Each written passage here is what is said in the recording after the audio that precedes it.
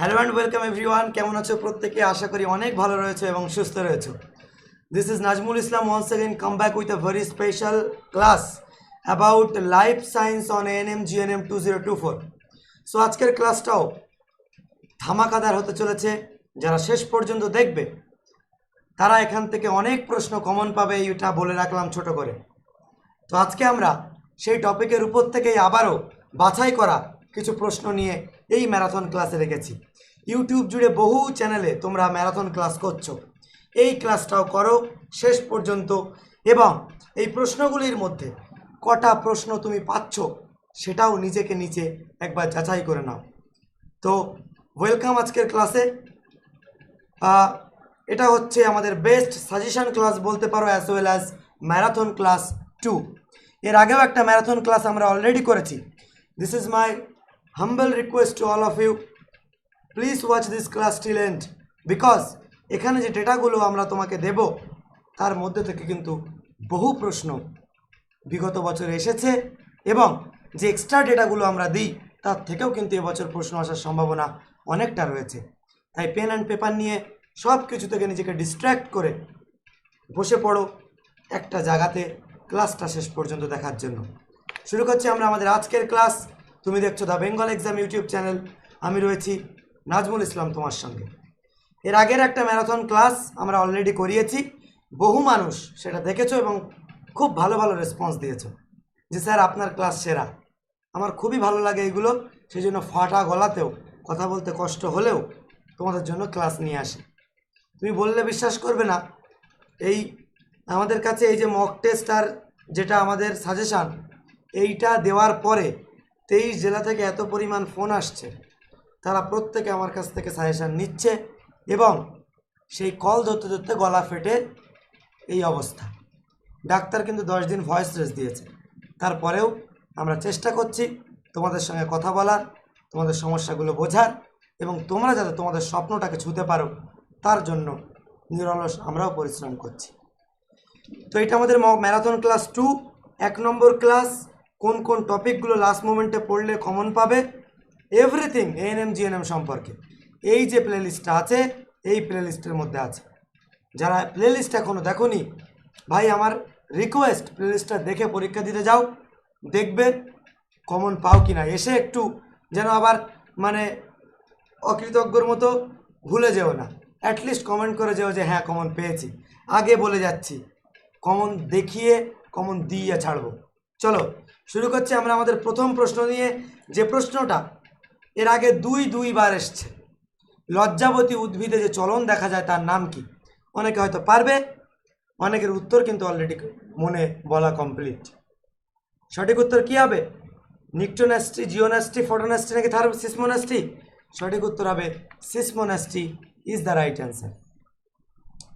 এখন এটা তো পরীক্ষায় চলে এসেছে, স্যার এই তিনটে কি? এই তিনটে হলো, ভালো করে লক্ষ্য করো, এই যে লজ্জাবতী গাছ, এটাকে ছুলেই এটা উচকে যায় নতুন বউয়ের মতো, তো এই হচ্ছে লজ্জাবতী, ঠিক আছে? তো এটা হচ্ছে সিসমোন্যাস্টি।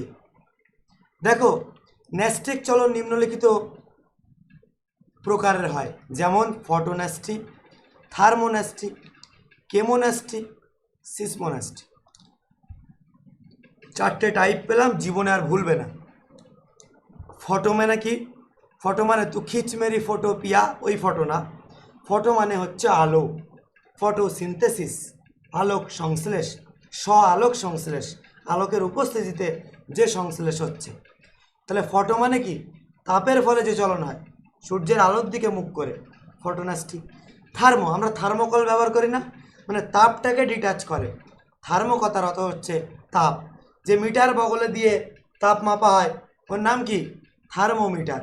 থার্মো মানে তাপ, থার্মোর সাথে যদি ন্যাস্টি হয়, ন্যাস্টি মানে চলন, তাহলে কি? থার্মোন্যাস্টি। সবগুলো ব্যাপারে আমরা জানবো। ফটোন্যাস্টি কি? আলোর তীব্রতার প্রভাবে উদ্ভিদ অঙ্গের যে চলন হয় তাকে ফটোন্যাস্টি বলে। তোমাকে জিজ্ঞেস করবে না ফটোন্যাস্টি কাকে বলে, তোমাকে লজ্জাবতী যেমন দিয়েছে তেমন একটা নাম দিয়ে বলবে এটা কোন ন্যাস্টি। বলবে পদ্মফুল, সূর্যমুখী প্রভৃতি তীব্র আলোকে ফোটে, আবার কম আলোকে মুদে যায় বা মুড়ে যায়। এটা কি ফটোনেস্টি।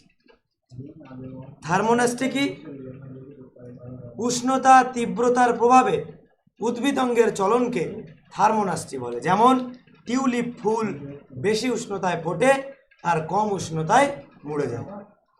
কেমোনাস্টি কি বাবা?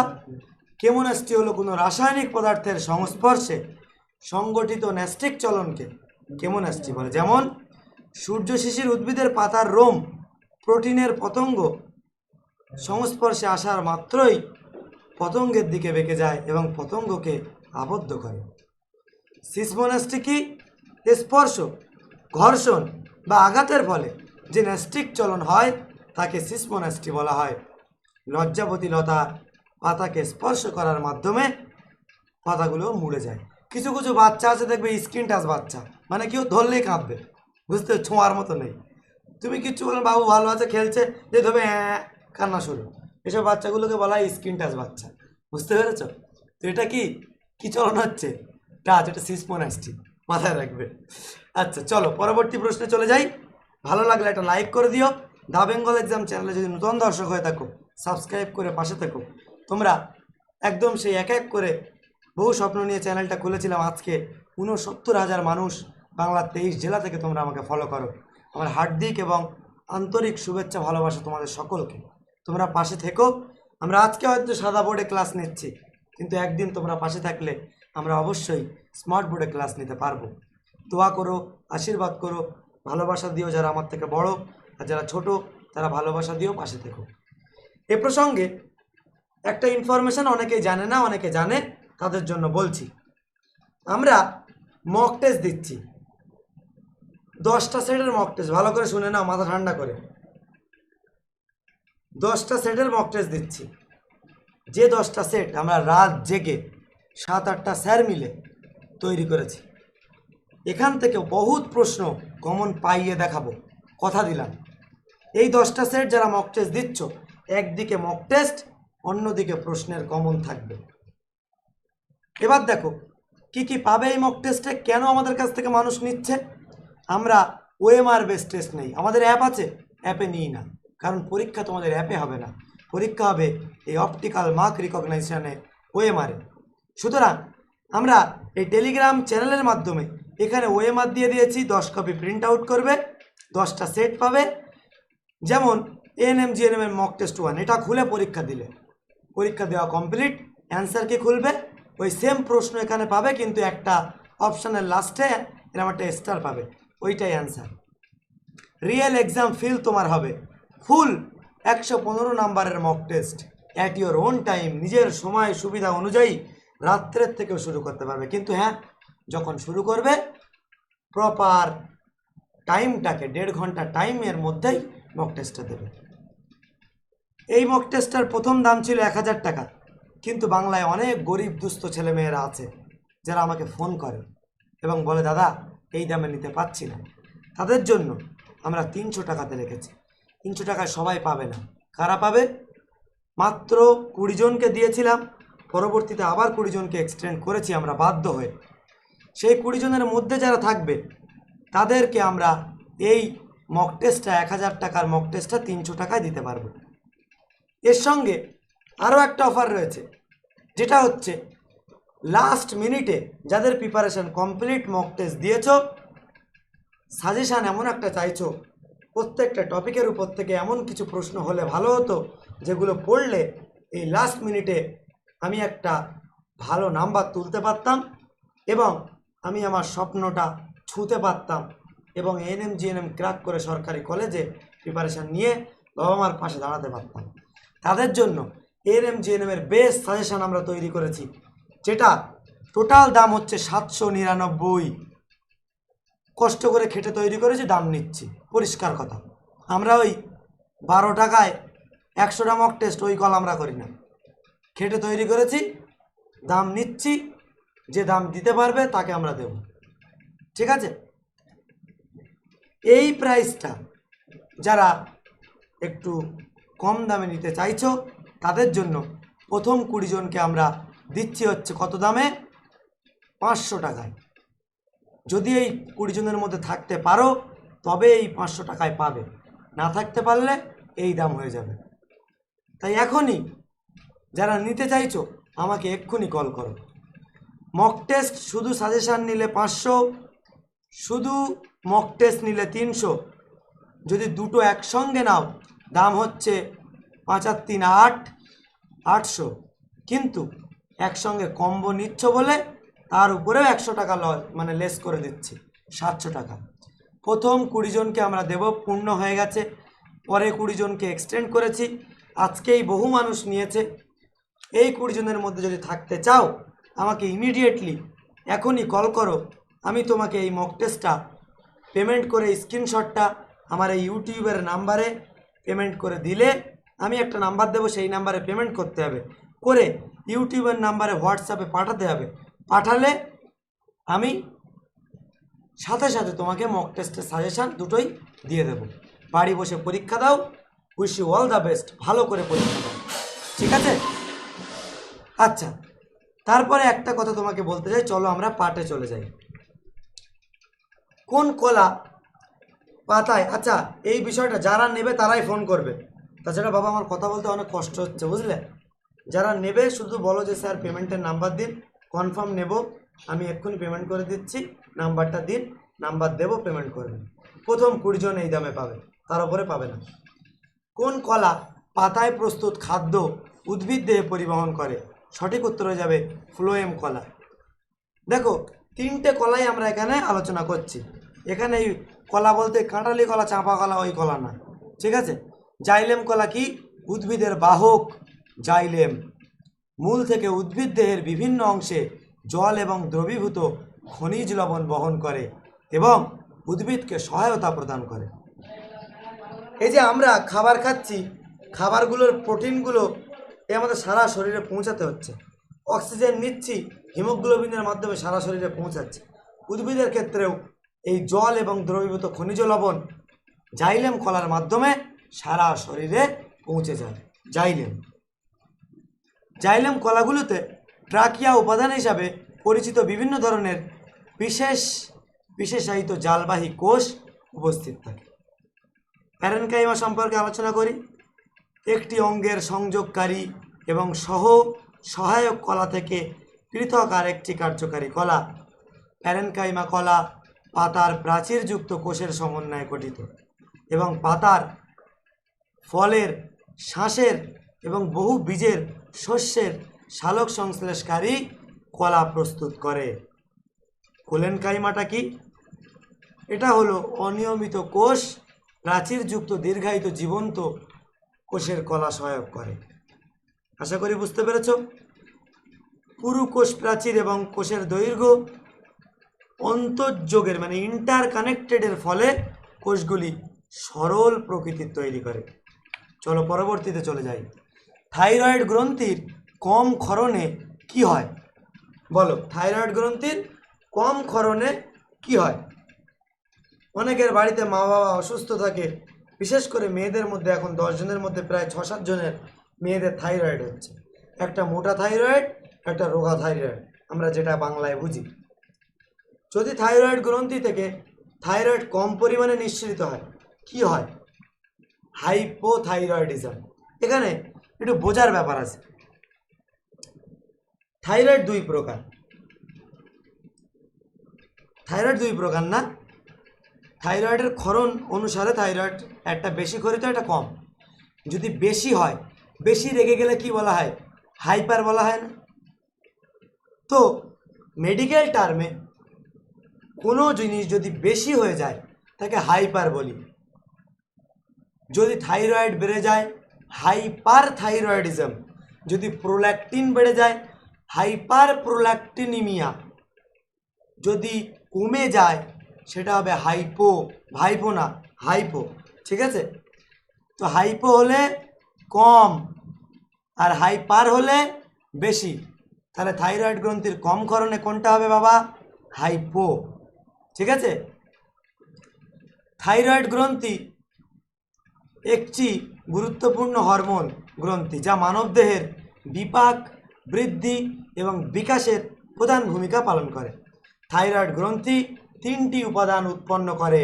একটি হচ্ছে T3, T4 এবং TSH। ঠিক আছে, হাইপার থাইরয়েডিজম অতিরিক্ত থাইরয়েড যখন ঘটে তখন থাইরয়েড গ্রন্থি থেকে থাইরয়েড হরমোনগুলো খুব বেশি পরিমাণে মাত্রাতিরিক্ত উৎপাদন করে, তখন আমাদের ওই থাইরো নর্ম 50, 75, 100 এগুলো খেতে বলে। এটার ফলে কী হয়, বুক ধড়পড় করে, শরীর ক্লান্ত লাগে, মাথা ঘোরে, চোখ আঁধার হয়ে আসে, এইগুলো হয়। আর হাইপোতে কী করে, শরীর খুব কম থাইরক্সিন তৈরি করে। ক্লিয়ার? ক্লাস দেখবে, ছোটোখাটো ডাক্তার তৈরি করে দেবো, ঠিক আছে? আচ্ছা, করোটিয় স্নায়ুর সংখ্যা কত মানবদেহের মধ্যে বলো? করোটিয় স্নায়ু সঠিক উত্তর হয়ে যাবে 12 জোড়া স্নায়ু। তোমরা তো বুঝতে পারছো, যারা প্রশ্ন দেখার সাথে সাথে উত্তর করতে পারছো, ভয় পাওয়ার কারণ নেই, তুমি তৈরি হয়ে গেছো। সাময়িকভাবে মনে হতে পারে আমার তো কিচ্ছু পড়া নেই, পৃথিবী নতুন লাগে, পৃথিবী বদলে গেছে, যাদেরকে নতুন লাগে বই খুললে এরম মনে হচ্ছে, হবে এটা। পড়ার সিস্টেমই হচ্ছে যত জানবে তত অজানা মনে হবে, আর যারা পড়ে না ও স্টেজে মেরে দেবো, অনেক জানি আমি, এরম মনে করবে। তো এটা হচ্ছে 12 জোড়া। আর 31 জোড়া কি বাবা? 31 জোড়া হচ্ছে আমাদের সুষুম্না স্নায়ুর সংখ্যা। সুষুম্না স্নায়ুটা কি?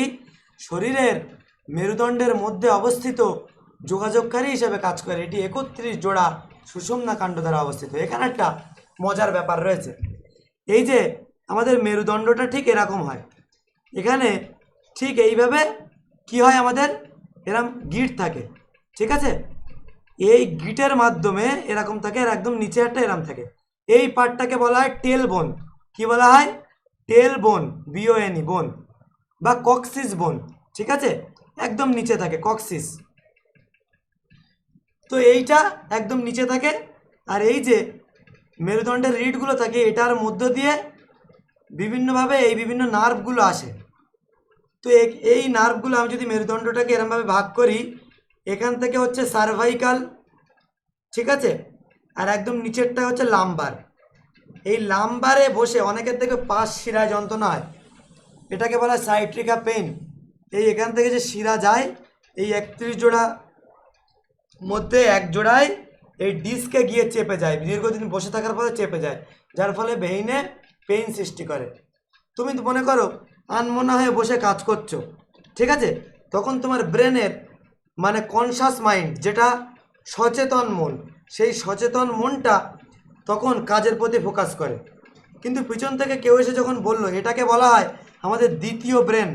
এই 31 জোড়া স্নায়ুকে সেকেন্ড ব্রেন বলা হয়। কেন সেকেন্ড ব্রেন বলা হয়?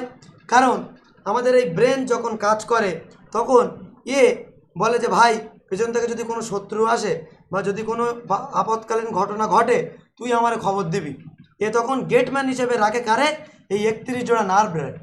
এই সারা শরীরের মধ্যে পায়ে সাপে কামড়াক বা কোনো জায়গায় মশা কামড়ালে ব্রেনে বুঝতে পারি কামড়াচ্ছে পায়ে, পায়ে তো ব্রেন নেই, তাহলে পায়ে কামড়ালে মাথায় কী করে আসছে? এই 31 জোড়া নার্ভের মধ্য দিয়ে ব্রেনে তখন খবর পৌঁছে দেয়, ভাই মশা কামড়াচ্ছে বলো, ও তখন খবর পাঠায়।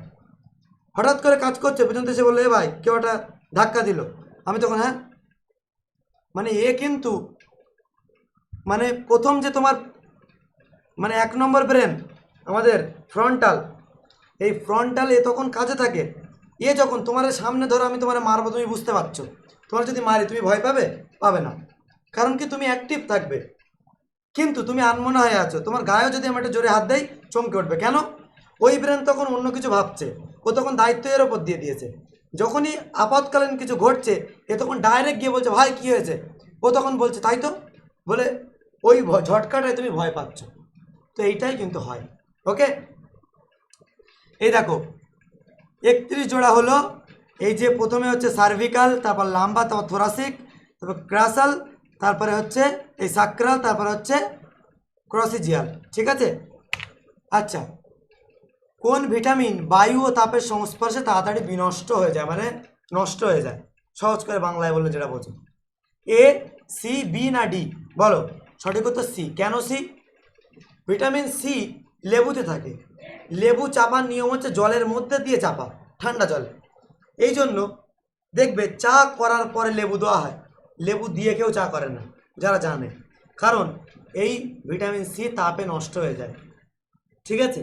স্বাদ পাওয়া যায় কিন্তু গুণ পাওয়া যায় না, তাই ভিটামিন সি বায়ু আর তাপের সংস্পর্শে আসলে নষ্ট হয়ে যায়।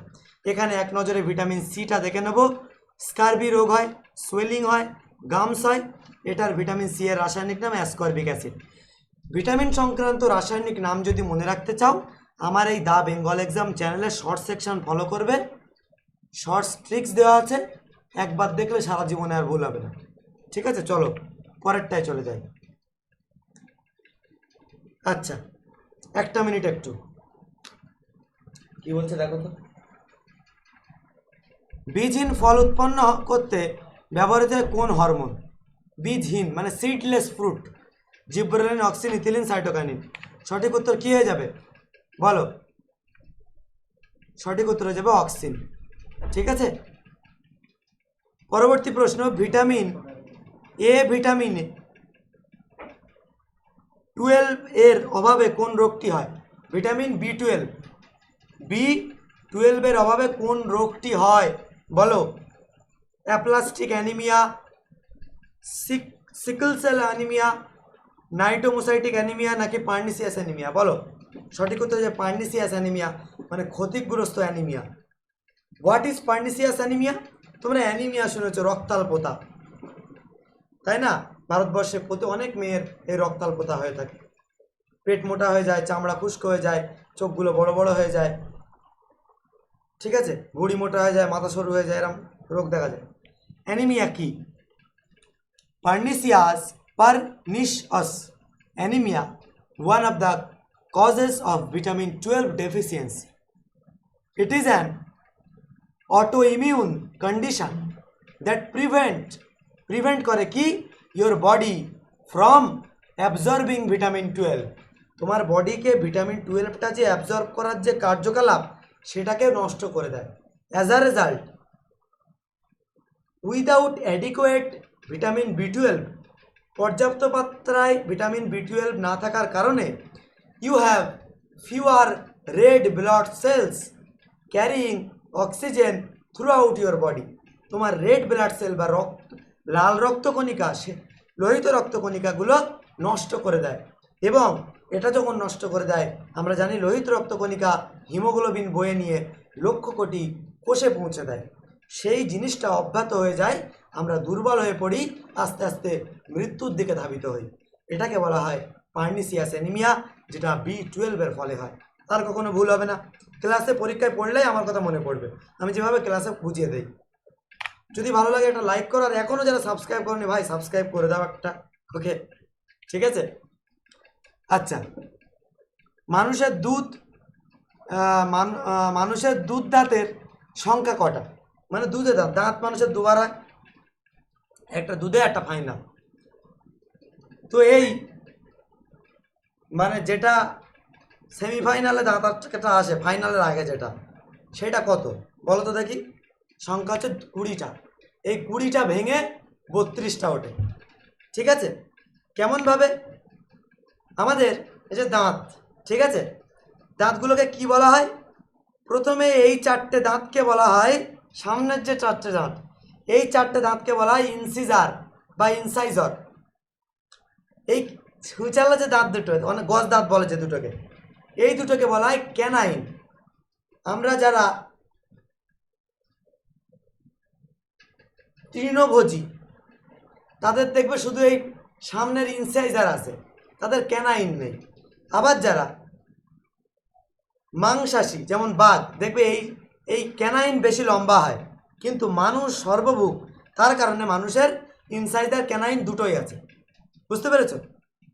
আর তারপরে হচ্ছে প্রিমোলার, মানে মোলারের আগে, লাস্টের এই দুটো হচ্ছে মোলার, এই 3টে।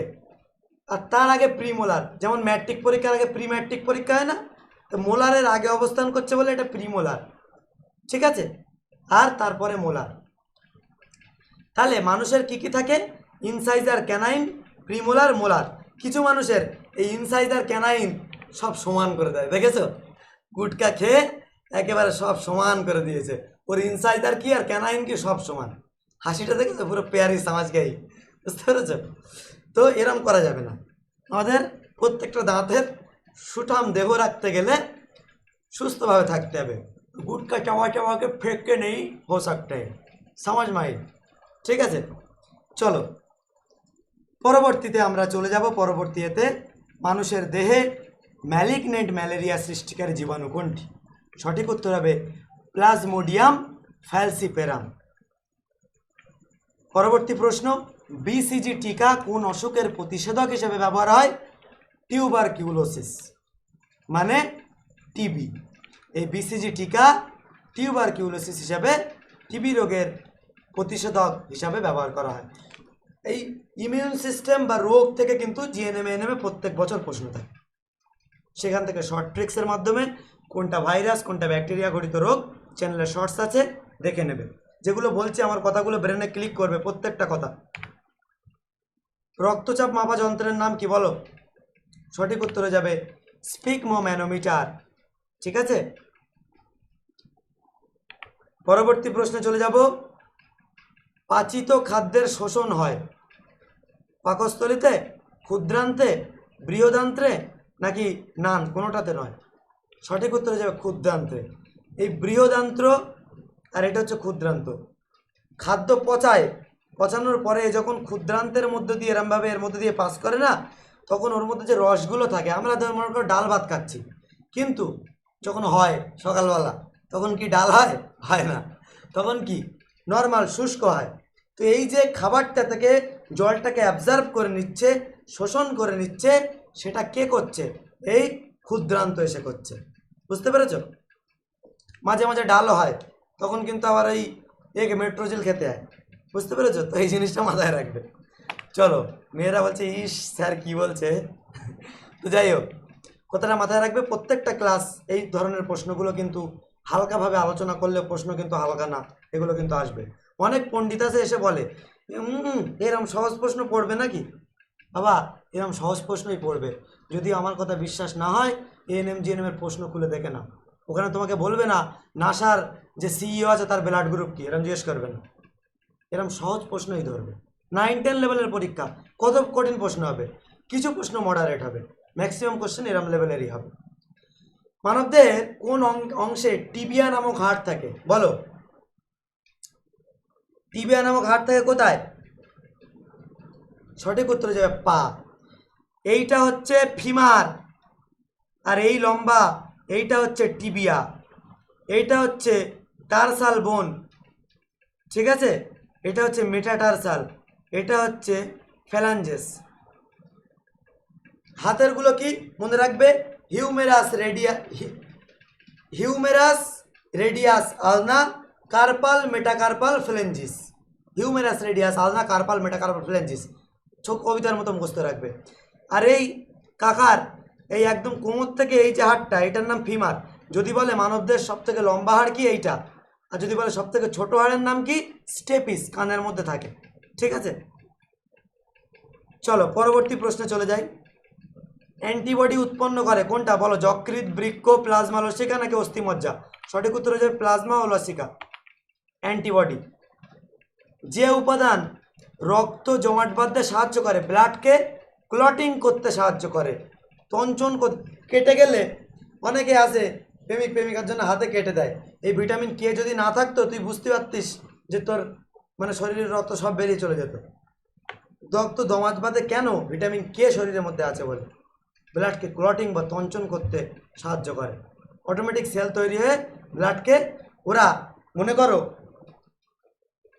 মানে কিভাবে বোঝাবো উদাহরণটা দিয়ে, মনে করো কোনো এক কৃষক যদি জমিতে মানে আল বেঁধে জল দেয়, কোনো এক জায়গা থেকে যদি হয়ে যায় সাথে সাথে মানে কোদাল দিয়ে কেটে সেখানটা রিপেয়ার করে দেয়।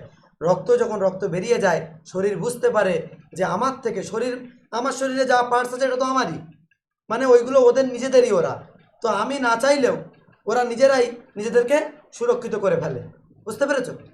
তো ভিটামিন কে এর কারণে হয়। ভিটামিন ডি সূর্যালোক থেকে আসে, সূর্যমুখীর বীজে পাওয়া যায়, এটা কিন্তু আমাদের হাড়ের শক্তিকে মজবুত করে। ভিটামিন এ কী করে? চোখের দৃষ্টিশক্তিকে মানে ভালো রাখে। রেটিনলের বিজ্ঞানসম্মত নাম, রেটিনাকে ভালো রাখতে সাহায্য করে, রাতকানা এগুলো করে। আর ফলিক অ্যাসিড যেটা এফি মেয়েদের খেতে হয় অনেক সময়, ঠিক আছে। এই ফলিক অ্যাসিড এটা কিন্তু ব্লাডকে মানে ব্লাডে তোমার হিমোগ্লোবিনের মাত্রাটা বাড়াতে অনেক সময় সাহায্য করে। ঠিক আছে, ভিটামিন কে হবে এটা সঠিক উত্তর। ব্রঙ্কাইটিসে কোন অঙ্গ আক্রান্ত হয়? খুবই সহজ, সঠিক উত্তর শ্বাসতন্ত্র বা আমাদের এই যে লাং, ঠিক আছে, এই শ্বাসতন্ত্রকে সাহায্য করে। ব্রঙ্কাইটিস মানে কি বলতো? এই যে ব্রঙ্কিয়াল টিউব, যে বড় নালীগুলো আছে না, এটা হচ্ছে ব্রঙ্কিয়াল টিউব, আর যে ছোটো ছোটো নালীগুলো আছে, ঠিক আছে, ব্রঙ্কিওলাস, তো এই জায়গাগুলোকে এফেক্ট করে ফেলে, যার ফলে শ্বাসযন্ত্রকে এফেক্ট করে ব্রঙ্কাইটিস। বলো এখানে এইটা সাজাও, এটা হচ্ছে জীবন বিজ্ঞানের রিজনিং। বেরি বেরি মানে কি? বেরি বেরি রোগ হচ্ছে। তারপর হচ্ছে ভিটামিন বি1, তাহলে ভিটামিন বি1-এর ফলে যদি বেরি বেরি রোগ হয়, তাহলে অ্যানিমিয়া কিসের ফলে হবে বলো? ভিটামিন এ, হিমোগ্লোবিন, ক্যালসিয়াম নাকি প্রোটিন? বলো অ্যানিমিয়া কিসের ফলে হবে?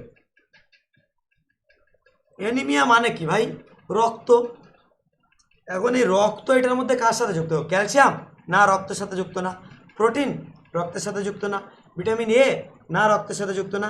হিমোগ্লোবিন, হিমোগ্লোবিন যদি আমাদের শরীরে কম থাকে এইচবি, তাহলে অ্যানিমিয়া হওয়ার সম্ভাবনা আছে, ঠিক আছে। Anaemia a condition in which, যেখানে the blood does not have enough healthy red blood cell, রক্তে যদি লোহিত রক্ত কণিকার পরিমাণ কমে যায়, তাহলে কি হয়? অ্যানিমিয়া বা রক্তাল্পতা তৈরি হয়। বুঝতে পেরেছ?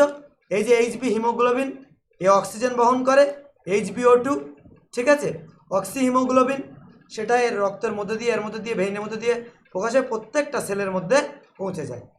ওকে, লাস্ট কিছু প্রশ্ন। মানবদেহের কোন অঙ্গে অ্যাডামস অ্যাপেল থাকে? তোমরা অনেকেই জানো, হবে গলায়। অ্যাডামস অ্যাটেম কোনটা? এই গলার এই যে মালটা, এটা হচ্ছে অ্যাডামস অ্যাপেল, ঠিক আছে।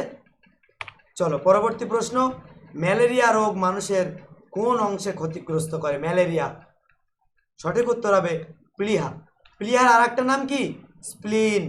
স্প্লিনকে কি বলা হয়? Blood bank. Blood bank, blood bank বলা হয়, ঠিক আছে স্প্লিনকে। এইটার মধ্যে ক্ষতি করে। কি করে ক্ষতি করে এবার লক্ষ্য করো। সব একদম এই জিনিসগুলো না বুঝলে না, ছোটোর থেকে ওই শুনে শুনে বেশি মনে থাকে না। The life cycle of malaria.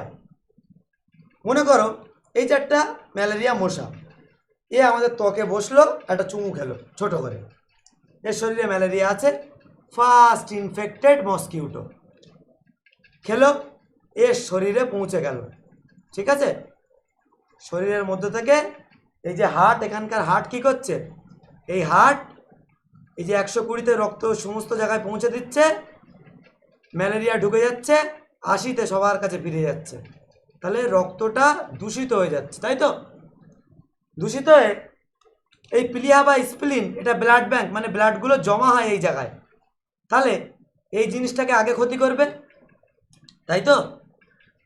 Pocket মারা যখন পকেট মারে, টাকা কোথায় থাকে? পকেটে। তা লোকে কি তোমার মানে হাতের হাতা কাটে? কাটে না, পকেটটাই তো আগে কাটে, কারণ ওখানে টাকা আছে। তো যখন রক্তগুলো এখানে থাকছে, আগে ক্ষতি করে এইটাকে। কিভাবে ক্ষতি করে? প্লিহার মধ্যে ওই রক্তগুলোকে ইনফেক্টেড করে দেয়, দূষিত করে দেয়। তারপর রক্তর মধ্যে যে রেড ব্লাড কার্পাসল, লোহিত রক্তকণিকা, সেটাকে ইনফেক্টেড করে দেয়। লোহিত রক্তকণিকাগুলো নষ্ট হয়ে যায়, যার ফলে জমাট বাঁধতে পারে না। একটা সময় এই ভিতরে ইন্টারনাল ব্লিডিংও হতে পারে, যার ফলে মৃত্যুর মুখে চলে যেতে পারে। তারপর ওই লোককে যে মশাটা কামড়াচ্ছে, তার ফলে মনে করো আরও 10টা মশা আছে, তারাও তো খাচ্ছে, তাদেরও তো অধিকার বা হক আছে, তারাও যখন এখান থেকে খাচ্ছে, খেয়ে আবার অন্য লোকের কাছে যাচ্ছে, সে সেকেন্ড ইনফেক্টেড পারসন। এইভাবেই হচ্ছে। সুতরাং প্লিয়া রাইট অ্যান্সার এখানে। ক্লাস ভালো লাগলে লাইক করে দাও। গ্লুকোমা মানবদেহের কোন অংশে হয়? চোখ। গ্লুকোমা কি? গ্লুকোমা হলো চোখের এক প্রকার রোগ, যা অপটিক স্নায়ুকে ক্ষতিগ্রস্ত করে চোখ অন্ধ করে দেয়। গ্লুকোমা অনেক প্রকারের হয়, open angle, close angle, normal, tension glaucoma. এই চোখগুলো এরকম হয়ে যায়। বুঝতে পেরেছ?